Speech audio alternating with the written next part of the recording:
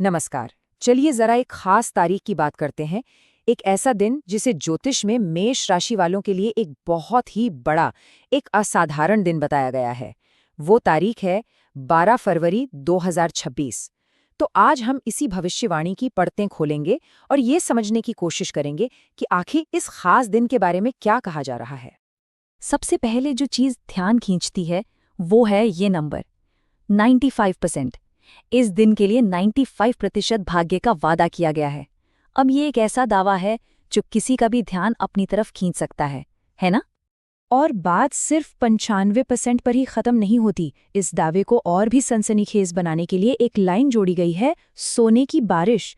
ये सुनने में ही इतना बड़ा लगता है कि मन में सवाल उठता है कि भाई, इस भविष्यवाणी के पीछे आखिर आधार क्या है। तो ये दिन है 12 फरवरी 2026। दिन पड़ेगा गुरुवार। अब इसकी अहमियत सिर्फ तारीख की वजह से नहीं है, बल्कि इस दिन विजया एकादशी का एक बहुत ही पवित्र संयोग भी बन रहा है। और ज्योतिष के नजरिए से देखें तो ये बात इसे और भी ज्यादा शक्तिशाली बना देती है। तो सवाल ये उठता है कि आखिर इस दिन में ऐसा क्या खास होने वाला है।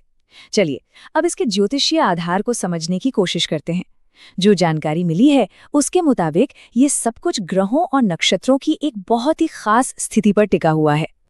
तो यहाँ पर इस दिन का पूरा ज्योतिषीय लेखा जोखा है। तिथि एकादशी है, नक्षत्र मूल और पूर्वाषाढ़ा रहेंगे और चंद्रमा धनु राशि में होंगे।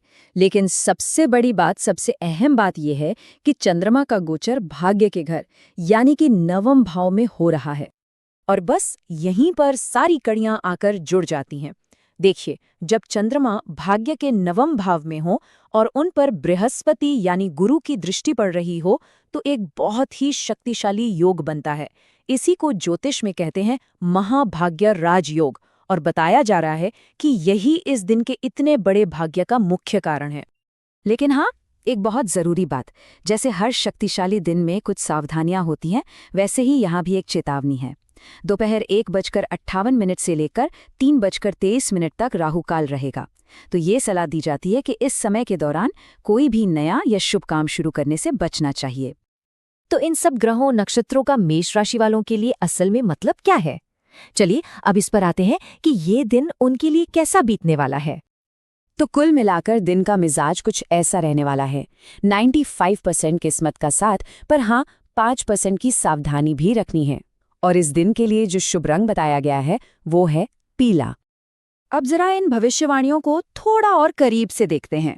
भाग्य का उदय होने का मतलब है कि भाई जिस चीज को हाथ लगाएंगे वो सोना बन सकती है। मतलब सफलता की उम्मीद बहुत ज्यादा है। जो लोग सरकारी नौकरी की तैयारी कर रहे हैं उन्हें कोई बहुत अच्छी खबर मिल सकती है। किसी धार्मिक यात्रा का भी एक मजबूत योग बन रहा है। और पैसों के मामले में तो ये कहा गया है कि कहीं फंसा हुआ पैसा ब्याज के साथ वापस मिल सकता है। इस दिन से जुड़ी एक और बहुत ही दिलचस्प और अहम भविष्यवाणी है, और ये जुड़ी है पिता या फिर किसी गुरु जैसे व्यक्ति से मिलने वाली सलाह से। इस पर खास जोर दिया गया है और इसकी वजह भी बहुत बड़ी बताई गई है।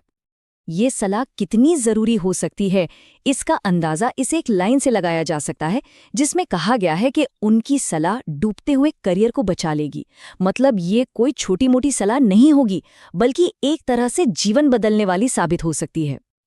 अच्छा, अब वापस आते हैं उस 5% सावधानी पर, क्योंकि 95% भाग्य के साथ साथ एक बड़ी चेतावनी भी दी गई है। तो चलिए अब उसे भी ठीक से समझ लेते हैं। तो सबसे ज्यादा जिस चीज से बचने के लिए कहा गया है वो है अहंकार।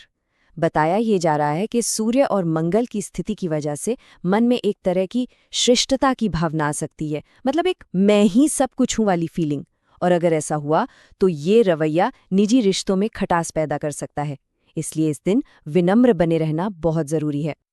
तो सिर्फ भविष्यवाणी और चेतावनी देकर बात खत्म नहीं होती, बल्कि इस दिन का पूरा फायदा उठाने के लिए, इसकी क्षमता को बढ़ाने के लिए कुछ खास उपाय भी बताए गए हैं।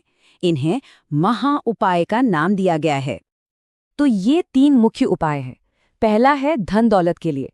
इसके लिए शाम के वक्त तुलसी जी के पास घी में 1 चुटकी हल्दी मिलाकर दीपक जलाना है और मंत्र का जाप करना है।